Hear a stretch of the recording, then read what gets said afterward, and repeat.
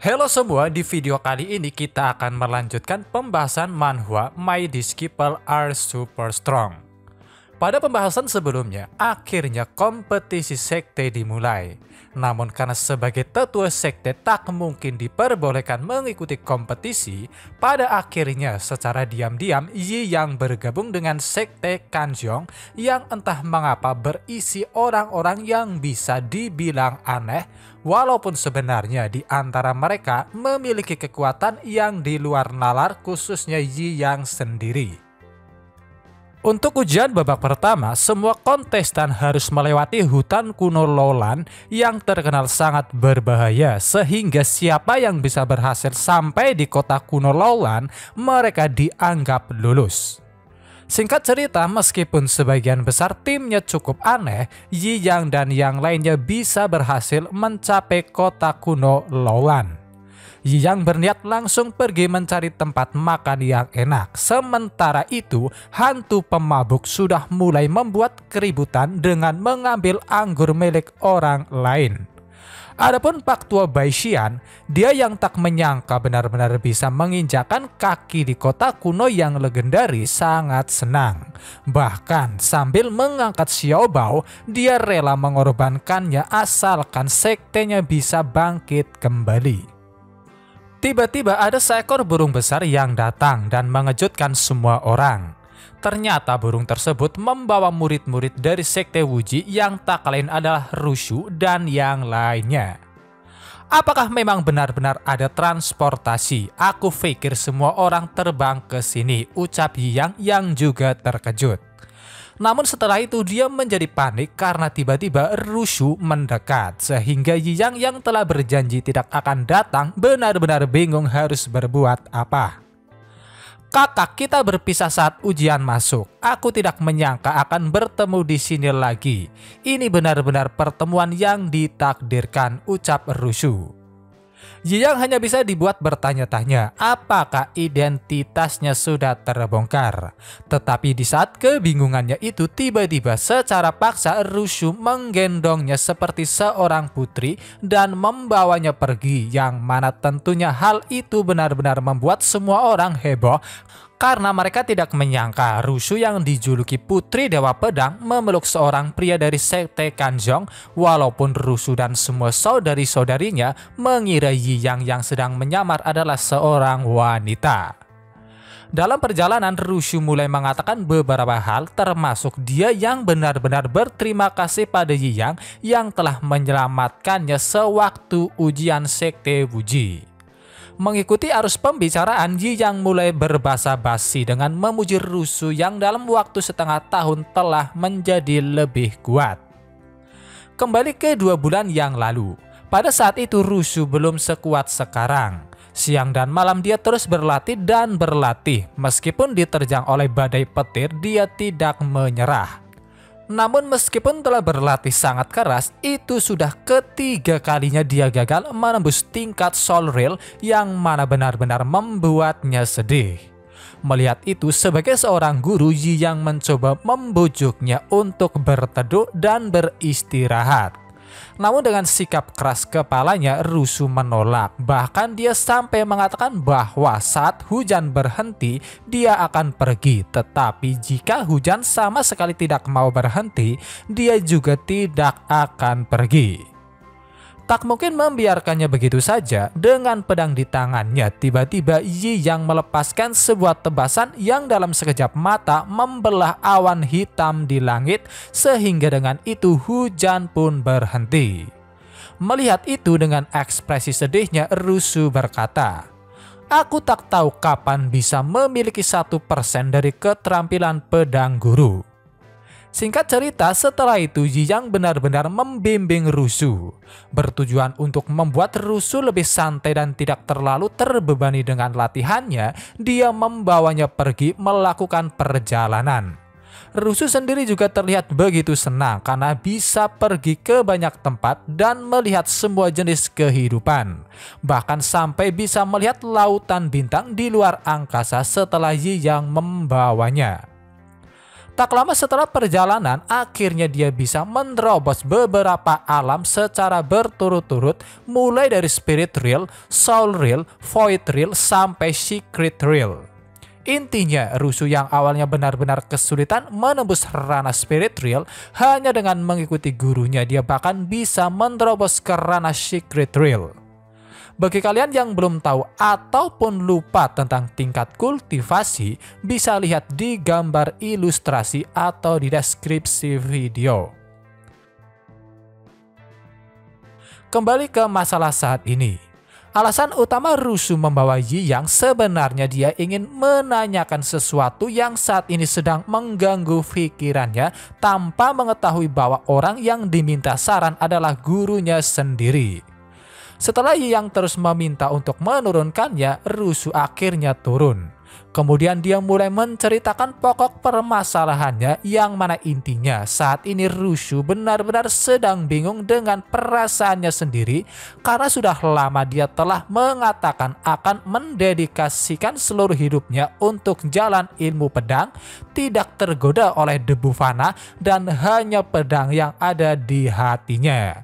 Namun entah mengapa baru-baru ini sosok guru atau masternya selalu melekat di dalam hatinya. Memikirkan master, kadang-kadang aku bahkan merasa bahwa dia lebih panas daripada pedang. Aku tidak tahu siapa yang lebih penting, master atau pedang, ucap Rusu yang benar-benar membuat Yi Yang terkejut. Dengan tingkah konyolnya, Yi Yang mulai menjawabnya, yang pada akhirnya dia berkata, untuk menilai pentingnya itu, kita bisa menyelesaikannya melalui beberapa perumpamaan. Jika master dan pedangnya jatuh ke air, kau hanya bisa menyelamatkan satu. Jadi siapa yang ingin kau selamatkan itu tergantung padamu. Tak begitu paham maksud dari kata-kata Yi Yang. Setelah mendengarnya, Rusu malah mulai membuat taruhan apakah dia harus memilih sang master atau pedang dengan cara memetik satu persatu kelopak bunga yang ada di tangannya. Namun karena pada akhirnya dia sama sekali tak bisa mencapai hasil akhir, sekali lagi dia mencoba bertanya pada Yi Yang, tetapi sayangnya ketika dia berbalik, Yi Yang sudah pergi dan hanya meninggalkan sebuah catatan yang berisi, untuk pertanyaanmu, aku akan membantu mengirimnya ke Permaisuri untuk mendapatkan jawabannya. Aku masih ada urusan, semoga kau memenangkan pertandingan. Akhirnya hari pertama kompetisi besar antar sekte dimulai. Wanita pembawa acara yang bernama Xiao Bai segera menyambut para peserta dan juga para penonton yang benar-benar sangat meriah karena para peserta yang berpartisipasi berasal dari 15 negara timur. Sedikit info, mungkin bagi kalian nama dari si pembawa acara terdengar familiar. Jadi di sini saya akan menjelaskan perbedaannya, yang mana ada beberapa nama yang hampir sama. Perlu diingat, Xiao Bai adalah si pembawa acara wanita. Xiao Shan adalah naga berkepala 3. Xiao Ba si gadis gurita yang sebelumnya menjadi wasit di neraka. Xiao Yi si beruang boxer, dan yang terakhir Xiao Bao si bayi iblis.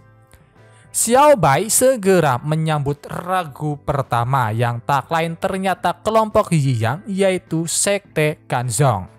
Namun karena pada dasarnya sekte Kanzong merupakan sekte yang telah diam selama ratusan tahun, menganggap bahwa mereka bisa sampai ke kota kuno Laulan karena sebuah keberuntungan, orang-orang hanya bisa mentertawakan mereka. Apalagi dengan anggota tim yang benar-benar aneh, orang-orang sangat yakin mereka pasti akan tersingkir.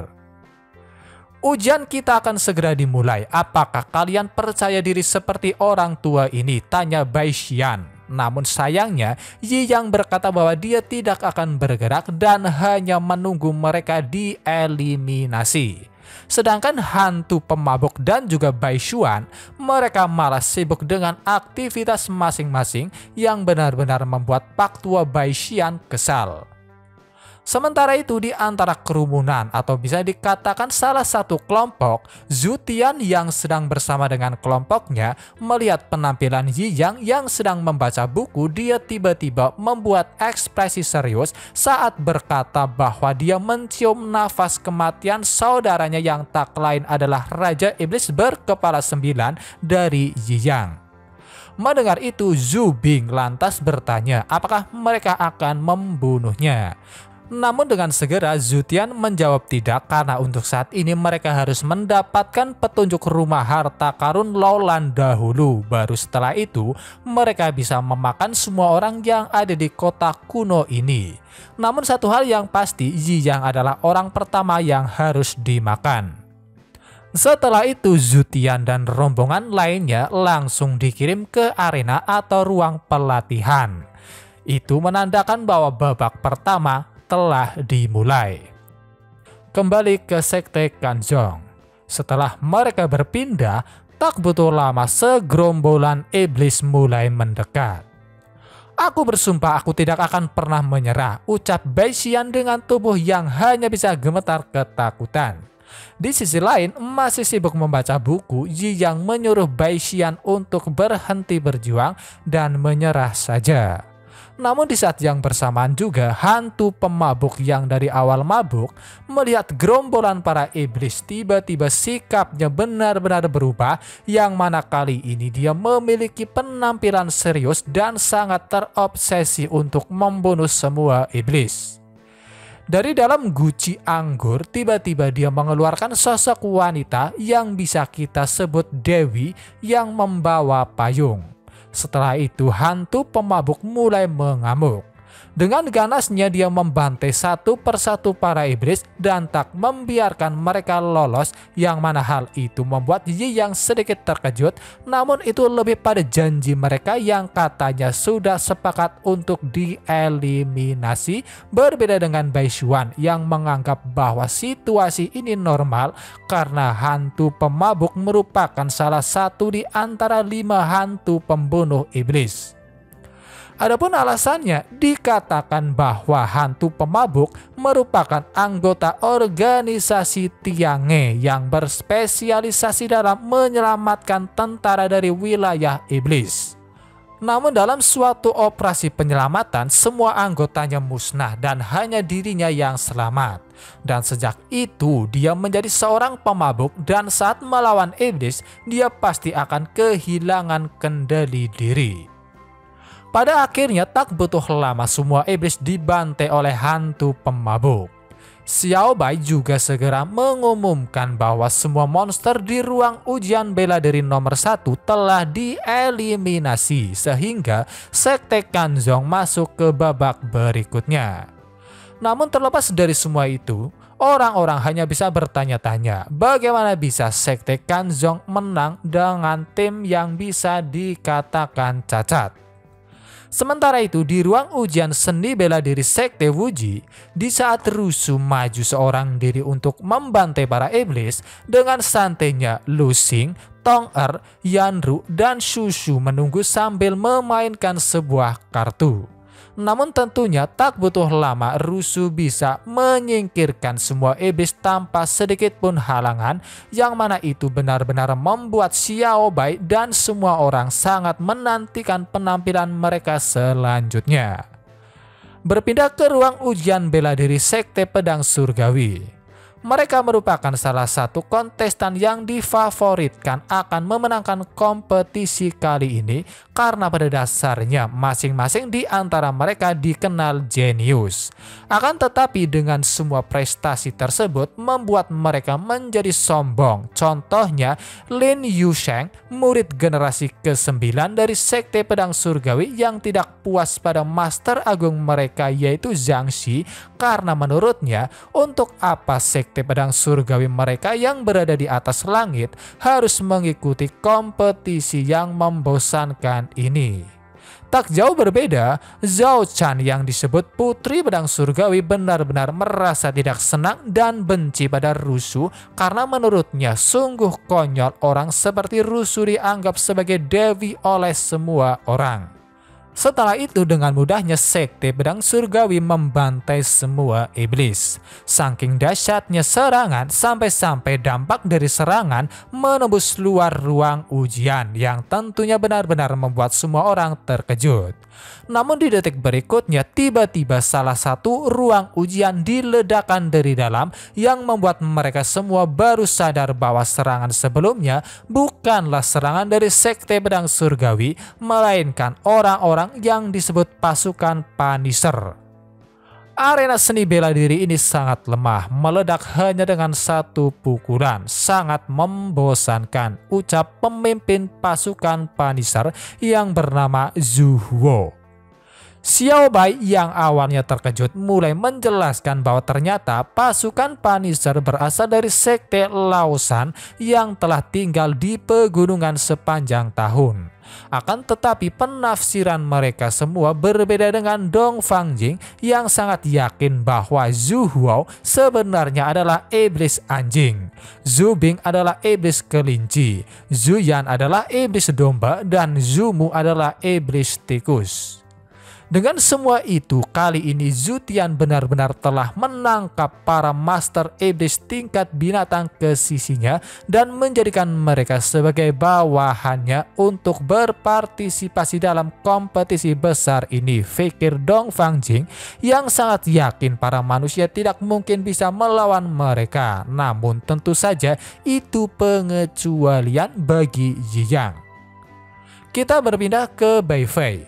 Saat ini dia dan juga keempat pelayannya sedang berada di pegunungan pohon kehidupan. Bai Fei sedang berusaha menyerap semua energi dari pohon kehidupan untuk memulihkan setidaknya setengah dari kekuatannya. Tiba-tiba keempat pelayannya yang penasaran mencoba bertanya tentang Bai Fei yang secara diam-diam telah mengirim beberapa boneka ke kota kuno Laolan, sehingga apakah tujuannya untuk mencari Yi Yang. Mendengar kata Yi Yang, Bai Fei yang sedang berkonsentrasi tiba-tiba terbangun dan berteriak. Siapa yang akan melakukan hal seperti itu untuk manusia tidak penting itu? Kali ini kompetisi besar Zhongmen telah dimulai, jadi saya tentu harus mempersiapkan ribuan jauhnya ke depan. Ini benar-benar sama sekali tidak ada hubungannya dengan pria itu. Kembali ke kota kuno Laolan. Benar-benar berkebalikan dari apa yang dikatakan oleh Bai Fei. Ternyata sebenarnya alasan dia mengirim para gadis boneka tentu berhubungan dengan Yi Yang, sebab di kota kuno Laolan para gadis boneka mulai berkeliling kota sambil membawa gambar Yi Yang dan menyebarkan rumor buruk tentangnya. Dengan sengaja ada yang mengaku sebagai mantan kekasih Yi Yang, bahkan sampai mantan istri Yi Yang. Namun satu hal yang pasti, alasan mengapa Bai Fei menyuruh mereka semua melakukan itu karena dia tidak ingin pria yang dia cintai didekati oleh wanita lain. Laksanakan perintah Tuan dengan tegas untuk menghancurkan kemungkinan Yi Yang dekat dengan wanita selain murid-muridnya, pikir para gadis boneka. Dampak dari semua itu benar-benar langsung bisa dirasakan oleh Yi Yang yang merasa bahwa setiap kali wanita yang dia temui di kota kuno Laolan memiliki pandangan aneh ketika melihatnya. Namun mengabaikan semua itu, akhirnya babak selanjutnya telah dimulai dan saat ini dia dan kelompoknya sudah memasuki ruang kompetisi. Untuk putaran kedua kali ini mereka tidak menghadapi iblis, melainkan mereka akan melawan sekte lain. Seperti biasa, Pak Tua Bai Xian sedikit memberikan beberapa patah kata termasuk informasi tentang lawan mereka yang ternyata berasal dari sekte Blade Blood, musuh lama dari sekte Kanzong. Tetapi sayangnya Yi Yang sama sekali tak peduli karena dia lebih memilih untuk tidak melakukan apa-apa dan fokus membaca buku biografi Yan Yang sehingga dia segera pergi untuk mencari tempat yang tenang. Karena tampaknya hantu pemabuk hari ini tidak mau bangun karena minum terlalu banyak, Bai Xuan menyarankan agar sebaiknya mereka menyerah saja, yang mana itu membuat Xiao Bao senang karena jika mereka benar-benar menyerah, itu tandanya dia juga bisa berhasil mendapatkan kebebasan karena tak lagi bersama dengan monster seperti Ziyang. Akan tetapi Bai Xian yang telah bertekad ingin membangkitkan kembali sektenya tak mau menyerah. Selain itu, walaupun menyerah, dia sangat yakin sekte Blood Blood yang terkenal kejam tak mungkin membiarkan mereka begitu saja. Berpindah ke Yiyang. Ketika dia sedang asik tertidur di bawah pohon setelah keasikan membaca, secara diam-diam sekte Blood Blood sedang mengintainya. Mari kita mulai dengan yang terlemah. Dilihat dari tampangnya, dia tampaknya yang terlemah. Jadi bunuh dia dulu, ucap salah satu orang sekte Blood Blood atau pedang darah yang langsung disetujui kelompok lainnya tanpa mengetahui orang yang sedang mereka incar adalah monster yang akan membawa kehancuran bagi mereka. Secara serempak, mereka semua menyerang menggunakan teknik tembakan darah sehingga beberapa pisau langsung melesat menuju ke arah Yiyang yang sedang tertidur pulas. Namun entah mengapa tiba-tiba sosok Yiyang menghilang dari tempatnya dan berpindah ke pohon di samping yang membuat serangan mereka semua gagal. Tentu mereka semua hanya bisa bingung, namun setelah berpikir mungkin alasannya karena Yiyang memiliki sebuah artefak, sekali lagi mereka menyerang dan kali ini mereka melakukan serangan jarak dekat dengan penuh semangat karena mereka berpikir jika berhasil membunuh Yiyang, mereka bisa mendapatkan artefaknya. Ketika jarak sudah dekat, salah satu di antara mereka berniat menebas Yiyang. Tetapi di detik berikutnya tiba-tiba tubuh Yiyang melepaskan sebuah ledakan api yang ternyata itu merupakan teknik pertahanan diri radiasi suhu tinggi level 100 Mach yang mana tentunya setelah menerima ledakan tersebut semua penyerang terbakar tak tersisa. Menyaksikan kejadian tak masuk akal tersebut dengan mata kepala mereka sendiri, Bai Xian, Bai Xuan, dan Xiao Bao hanya bisa dibuat terkejut dengan wajah mereka yang terlihat pucat. Bahkan Xiao Bao yang dari awal ingin sekali melarikan diri, sekarang dia menjadi ragu-ragu. Tak butuh lama sebuah pengumuman bergema mengatakan bahwa sekte Kanzong telah berhasil masuk ke 32 besar. Dengan itu juga Yiyang yang sedang tertidur pulas terbangun dalam kondisi yang sedikit bingung karena tiba-tiba sekte Kanzong lolos tanpa sadar bahwa dirinya yang telah membantai semua musuh. Tanpa memperdulikan itu semua, tahu bahwa murid-muridnya sekarang sedang bertarung melawan sekte Lingyun, sedikit khawatir dengan si bodoh Shushu yang mungkin akan bertindak ceroboh karena pada dasarnya sekte Lingyun merupakan tempat yang mengusirnya dulu. Pada akhirnya Yiyang memutuskan untuk pergi. Aku akan masuk ruang pertempuran mereka secara paksa dan melihatnya, ucap Yiyang sebelum akhirnya dia pergi. Berpindah ke ruang pertempuran sekte Wuji melawan sekte Lingyun. Sesuai dengan kesepakatan yang telah mereka buat sebelumnya yang jika kalian ingat itu berada di pembahasan part ke-5, dalam pertarungan kali ini hanya Shushu yang akan menghadapi 5 orang dari sekte Lingyun yang mana tentunya sedikit membuat Tong Er khawatir sebelum ditenangkan oleh Rusu yang mengatakan bahwa semua akan baik-baik saja. Dengan tingkah konyolnya yang benar-benar berbeda dari orang lain, Shushu mulai berkonsentrasi dan berdoa pada kakeknya yang sudah ada di surga. Namun pada akhirnya semua pemikirannya itu menuju ke satu tujuan, yaitu tentang pernikahannya dengan Yiyang. Saya akan mencoba yang terbaik untuk bersanding dengan Master. Dalam pertempuran ini saya harus membuat Master melihat saya dengan penuh kekaguman, pikir Shushu. Dari pihak sekte Lingyun, mereka mulai melontarkan kata-kata ampas mereka untuk menghina Shushu yang katanya seorang sampah hanya karena pernah diusir dari sekte mereka. Namun tanpa memperdulikan itu semua, terbang menggunakan sapunya, Susu mulai menyapa mereka yang sekali lagi menghinanya, mengira bahwa dia yang tidak bisa menggunakan ki telah menggunakan senjata ajaib untuk membantunya terbang. Banyak omong kosong, aku saja sudah lebih dari cukup untuk berurusan dengan kalian, ucap Susu yang pada akhirnya mulai kesal saat dia menjawab Pak Tua dari Sekte Ling Yun yang bertanya apakah dirinya benar-benar akan maju sendiri. Akhirnya pertempuran pun dimulai. Bukannya langsung menyerang, mereka yang benar-benar tak mengetahui seberapa menyeramkannya kekuatan Susu sekarang terus-menerus mengoceh dan memandang rendah Susu. Alhasil Susu yang sedang benar-benar sangat jengkel masih menaiki sapu terbangnya, dialah yang berinisiatif menyerang terlebih dahulu, sehingga dengan kecepatan tinggi dia mulai menghajar semua orang yang hanya bisa terkejut saat mereka terus dihajar lagi dan lagi tanpa bisa berbuat banyak. Karena kesal, tiba-tiba Pak Tua dari Sekte Ling Yun melepaskan topeng di wajahnya karena ternyata dia sebenarnya bukanlah murid Sekte Ling Yun, melainkan tetua Sekte Ling Yun bernama Yun Lian.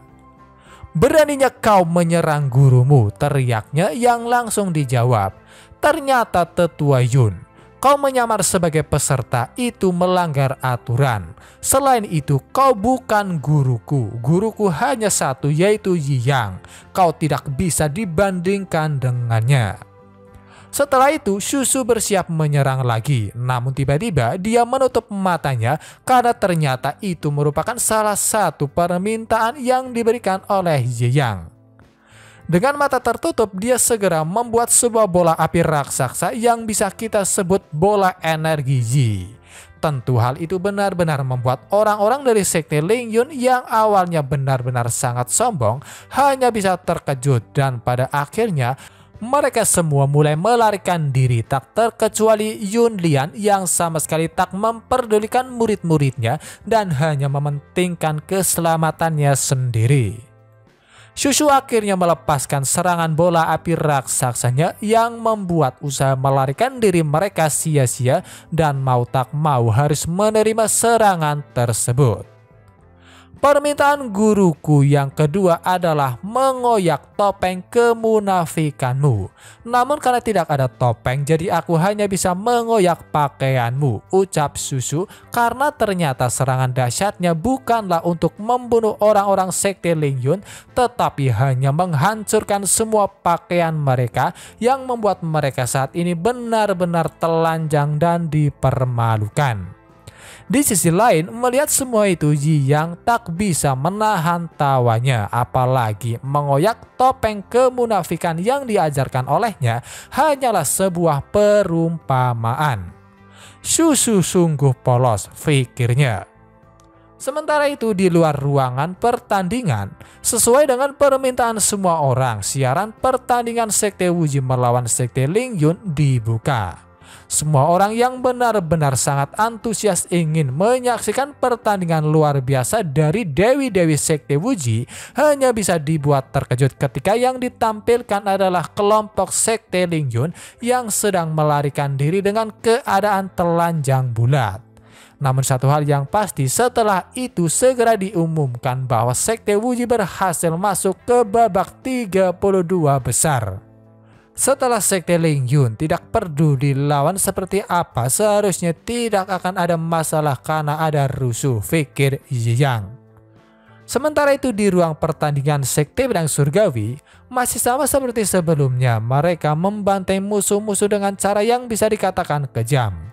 Tetapi mereka tidak sepenuhnya berfokus pada pertandingan, tetapi lebih memikirkan ketidaksukaan mereka pada Sekte Wuji, terutama Zhao Shan atau Zhao Fu yang tak suka mendengar nama Rusu disebut-sebut sebagai gadis pedang dewa, karena menurutnya dialah satu-satunya yang pantas mendapatkan gelar tersebut.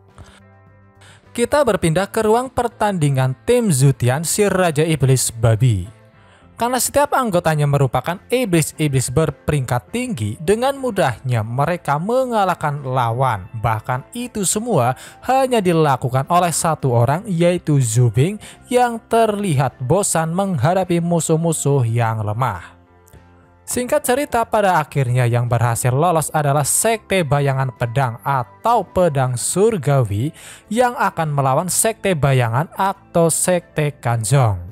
Sekte Wuji akan melawan Sekte Cakar Naga, sementara Sekte Linjia akan melawan Sekte Tang.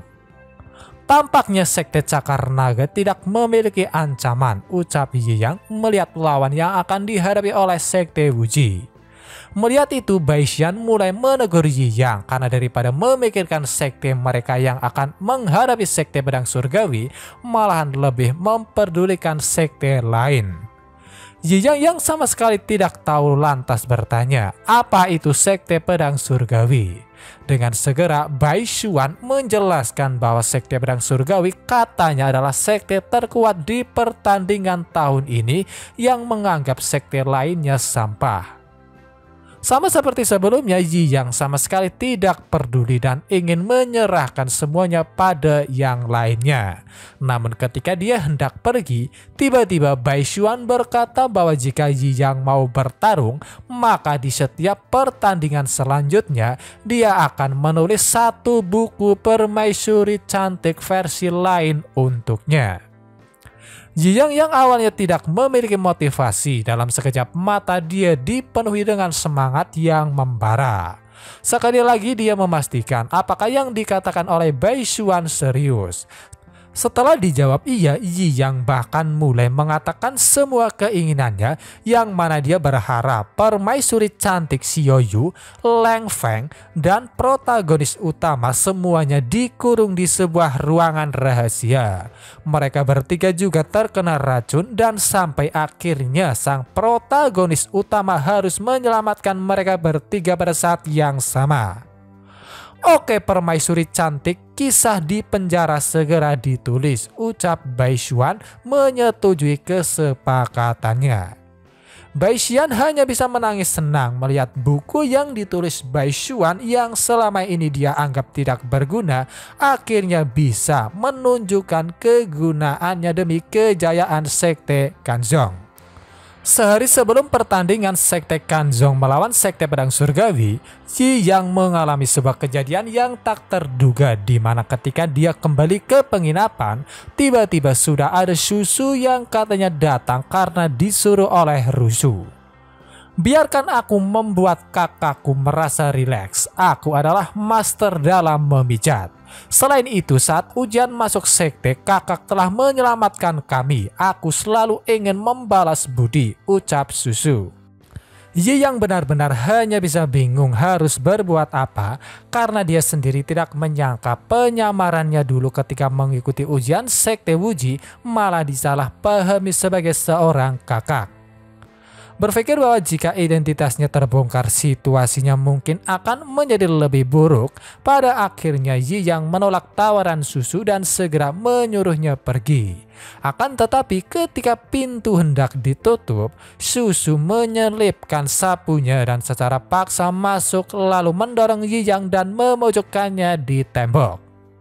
Dengan perasaan yang cemas sekaligus bingung, Yi Yang mencoba bertanya, "Apa yang kau inginkan?" Setelah itu lagi-lagi Susu berulah, yang mana dengan alasan bahwa dia sebentar lagi akan menikah dengan guru atau masternya yang tak lain adalah Yi Yang, sehingga dia yang tidak berpengalaman ingin meminta bantuan untuk melatih ciumannya.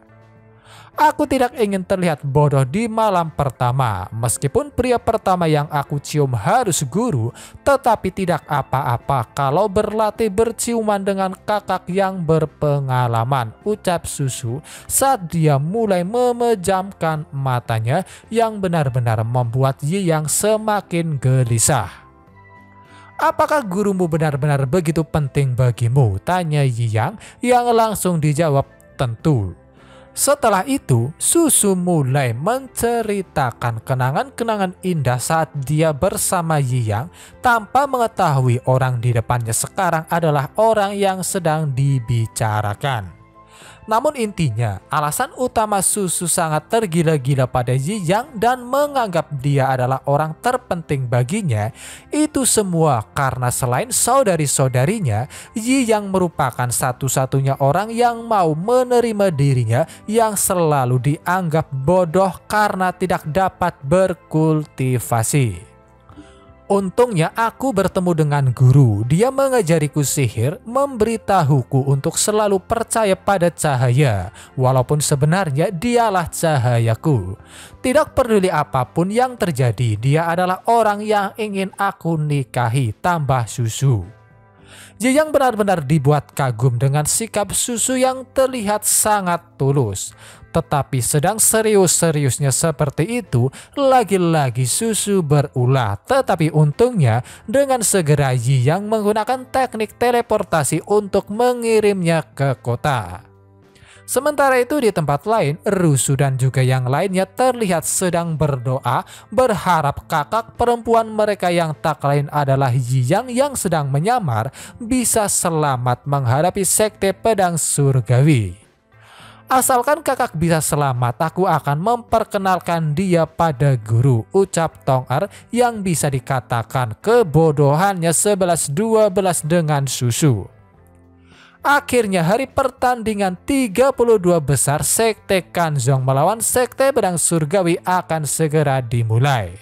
Semua orang benar-benar terlihat sangat antusias karena pertarungan ini juga bisa dikatakan merupakan pertarungan tim terkuat dan tim terlemah. Meski begitu, tak jarang yang mempertanyakan bagaimana bisa Sekte Kanzong lolos ke babak 32 besar. Tanpa mengetahui bahwa pertarungan kali ini adalah pertarungan yang akan membawa mereka pada kehancuran, para anggota Sekte Pedang Surgawi benar-benar terlihat sangat tenang. Bahkan dengan santainya, Lin Yushan membawa sebuah kursi dan duduk seolah-olah dirinya adalah yang paling maha kuasa. Di sisi lain, Bai Suan hanya bisa merengek karena jika mereka tidak bisa memenangkan 3 pertandingan, maka mereka tidak akan lolos. Namun dengan tenangnya Yi Yang menyuruh mereka untuk tetap menjalankan semua rencana yang telah dia buat. Setuju dengan itu, Bai Xian dan Bai Suan segera mengangkat bendera putih yang menandakan bahwa mereka menyerah, sehingga tanpa harus bertarung, Sekte Pedang Surgawi telah mendapatkan 2 poin. Tentu dengan kejadian tersebut, Sekte Kanzong semakin dipandang rendah. Paman Zhang, kau saja yang pergi mengakhiri pertarungan. Pertandingan ini sungguh membosankan, tapi ingat, jika lawan tidak langsung menyerah, siksa saja mereka, ucap Lin Yushan menyuruh Pak Tua di sampingnya. Dari pihak Sekte Kanzong yang maju kali ini adalah hantu pemabuk yang disemangati oleh Yi Yang. Apalagi karena novel permaisuri cantik miliknya bergantung padanya, Yi Yang bahkan berjanji akan memberikannya arak kalau bisa menang.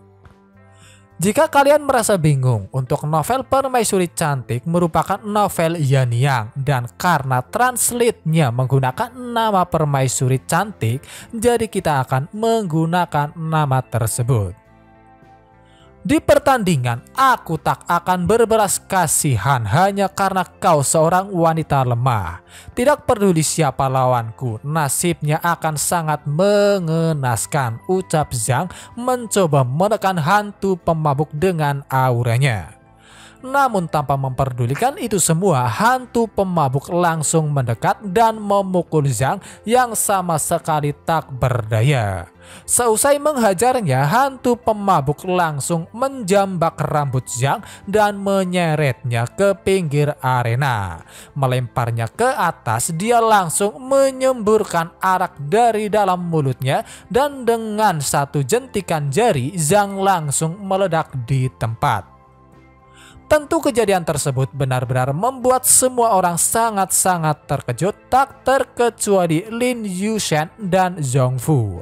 Namun dengan itu juga mereka semua menjadi yakin bahwa wanita pemabuk dari sekte Kanzong benar-benar hantu pemabuk, salah satu dari 5 hantu pembunuh iblis. Hantu pemabuk telah memukul Paman Zhang. Aku akan membuat perhitungan dengannya setelah urusanku selesai. Setelah pertandingan, aku juga akan menghukum seluruh sekte Kanzong dengan pedangku, ucap Lin Yushen yang benar-benar kesal. Akhirnya pertandingan selanjutnya dimulai dengan Xiao Bao yang akan mewakili sekte Kanzong. Paman akan marah kalau tidak mendapatkan novel permaisuri cantik, ucap Yi Yang mencoba memberikan semangat, walaupun dari sudut pandang Xiao Bao itu lebih seperti kode kematian baginya. Memang karena mungkin dasarnya orang-orang dari sekte Pedang Surgawi memiliki sikap yang benar-benar sangat sombong, mengetahui bahwa lawannya adalah seorang bayi, Zhao Fu benar-benar terlihat tidak senang. Namun seperti biasa, tanpa memperdulikan itu semua, Xiao Bao segera mendekat dan memukulnya. Tak berhenti di situ, mengakhiri pertandingan, Xiao Bao langsung menendang wajah Zhao Fu, yang mana hal itu tentunya benar-benar membuat semua orang lagi-lagi dibuat terkejut, bahkan Bai Xuan yang selalu merawatnya ikut terkejut juga. Kau akhirnya menyadarinya, ucap Yi Yang mengira Bai Xuan telah mengetahui identitas asli Xiao Bao. Tetapi ternyata semua dugaan itu salah kaprah karena Bai Xuan berpikir alasan utama Xiao Bao bersikap seperti itu karena dia bergaul dengan hantu pemabuk. Singkat cerita, akhirnya pertarungan dimenangkan oleh Xiao Bao. Adapun nasib Zhao Fu, dia benar-benar terluka parah sampai-sampai setelah diperiksa oleh dokter, semua meridian di tubuhnya hancur sehingga mulai sekarang dia akan menjadi orang yang tak berguna, yang tak bisa melatih kultivasi lagi.